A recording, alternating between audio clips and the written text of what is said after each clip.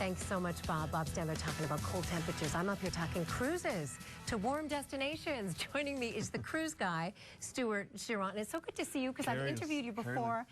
And I just love talking with this guy because it's always good news. It's happy thoughts.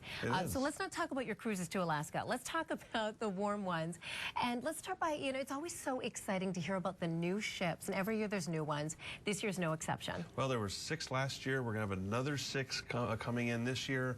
And, I mean, the tail end of 2010, we had the sister to the largest cruise ship in the world, Royal Caribbean's Allure, the Seas, come in.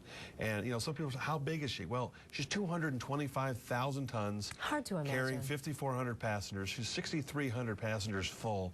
And, I mean, she and her sister Oasis, these are truly some of the most spectacular ships. I mean, with the rock walls, the ice skating rinks. Yeah, the 2 I know her sister riders. Oasis. I've been on it, and it's unbelievable. And with the families. You have to forget, I mean, you have to remind yourself you're on a boat. And what's amazing, but what's really amazing is that there is something for the families, but the good news is, because now there's 2, prices on them have actually started coming down.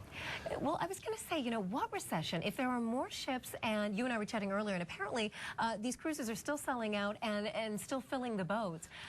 What's the trend here? Because we seem to hear all the bad news with travel. Well, but this is sort of a good news. The good news is the cruise industry has done quite well, and keep in mind that a lot of these ships were ordered back in 2006. Okay. So they started coming in 2009, and they're not built for the next 3 years, they're built for the next 30 years.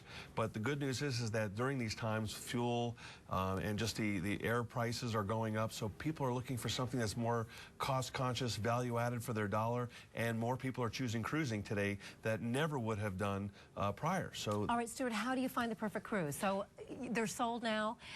They're saying, I want to do this. How? Well, they can certainly go to to CruiseGuy.com, but it's searching, watching TV, reading, searching for cruise discounts, knowing what ship, because there's so many different ships, and of course the biggest name ship that's going to be debuting in 2011 is just a couple of weeks away, and that happens to be Disney Cruise Line's first new ship in 12 years, and that's going to be Disney Dream, and she's going to be doing 3 and 4 nights out of Port Canaveral, so you'd fly into Orlando, and they've got some starting pricing at $599, but the price is going to go up. And why is her pricing so much more than a lot of the 7 days? It's Disney. Yeah. And people will pay a premium for Disney. The Disney name does it, yeah. Now, let me ask you a question, because you have to fly to the port where you sail out of. This weekend is a really good example. What happens if your flight is canceled? I mean, are you really kind of out of luck? Or are you reimbursed? You are. Very important to make sure you take out the travel insurance. And, the other big tip is get in the day before. It's that's so true. Don't leave it to the last minute. Well, it's because this way at least you have 2 days to get there. And you definitely want to shoot for the first, the first morning flight. So this way, there may be some additional flights, but the travel insurance this time of year is very, very important, especially it's worth heading every down. Penny. Yeah. And of course, the other new ships. We had Celebrity's Eclipse come in, 122,000 tons, holds 2,850 passengers. Absolutely amazing. They have a restaurant called Cuisine where you can actually order your entire meal on an iPad. Oh, that's exciting. So many changes. And I bet you can check a lot of this out on CruiseGuy.com, right? We're out of time, but Stuart Chiron, always so good to see you. Thank you for coming in. Yeah, everyone's going to go rush and book their cruises now. All right, next on NBC Connecticut News, patience is the key to sanity for passengers waiting to fly out of Bradley and every other Northeast airport.